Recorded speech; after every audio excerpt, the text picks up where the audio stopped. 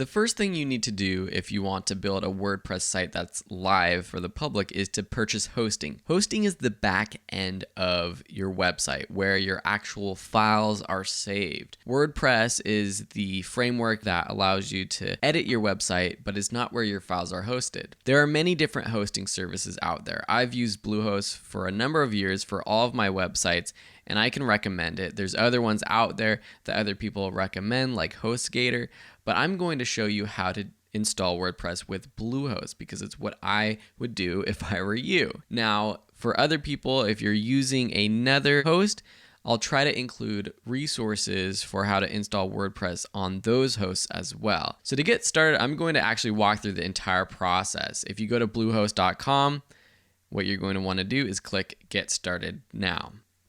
You can select your different plans. These different plans have different options. So if you go with the basic plans, you only get one website. You have a limited amount of space for that website. Even though 50 gigabytes seems like a lot, it potentially could get filled up if you end up having a huge website with lots of files, photos, those kinds of things that you upload to it.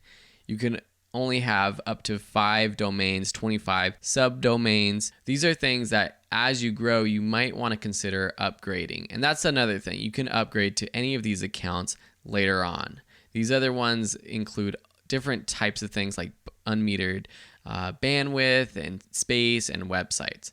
But for this class, I'm just going to go with the basic one just to get started.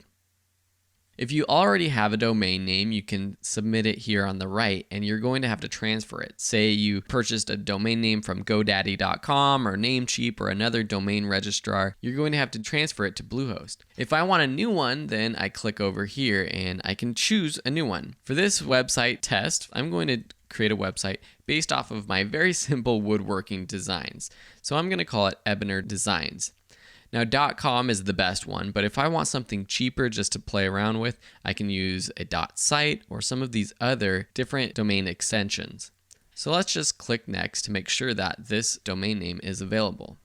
It looks like it was available, so the next thing you would do is fill out your name and all of your information. And then under your package information, you can choose which package you want. So for example, on Bluehost, there's different packages and the deal gets better the more months that you pay for up front. So choose the price that fits your plan. Now there's different options that you might want to consider. One is domain privacy protection. This is really important, and if you click any of these more information buttons, it will give you more information about it. If you don't have domain privacy protection, then your address and your email address are actually out in the public once you register for your domain name. So I would consider that one. The other one, Site Backup Pro, Search Engine Jumpstart, Site Lock Security, all of these things, we're going to be learning how to install plugins that do just the same thing, but for free, and some other options. So I wouldn't recommend not choosing any of these over here. Lastly, you input your payment information and then click Submit. So go ahead, fill this out, and purchase your hosting before moving on to the next step. Once you have signed up for Bluehost, log into your account and under Hosting, click on cPanel. Then click Install WordPress. It'll take you to this new page and say Get Started. You're going to choose the domain name that you just registered. For me, I have different domain names that I've purchased. I'm actually using my main account for Bluehost now because I can purchase multiple domain names under the same host. So now I can click ebonydesigns.com, which is the new website that I want to build for this course.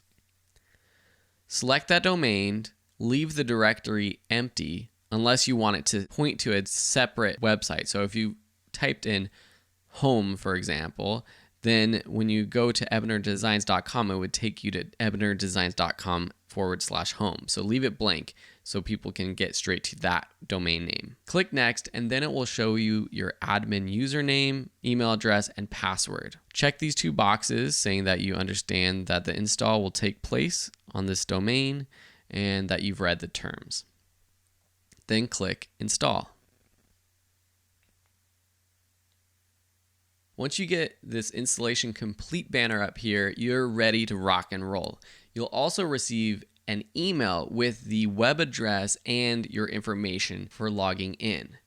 So go ahead and go to the website address, which will be your domain name, .com or whatever your extension is /WP -admin. This is how you log on to your WordPress site. Now, input the username or email address and password that you were given in the last step of installing WordPress. Great, now you have WordPress installed for your brand new website. Now, to log on and to edit your website, always remember that you're going to go to your website URL.com /WP -admin and then input your username and password. The BlueHost account or your hosting account is separate, and you might have to log into that to adjust things, to register new domains or things like that. But for the rest of this class, we won't be dealing with hosting as much as just with your website itself. So whether you're using the free option of ServerPress or a hosting option like BlueHost, we now have WordPress installed and are ready to start building our own website.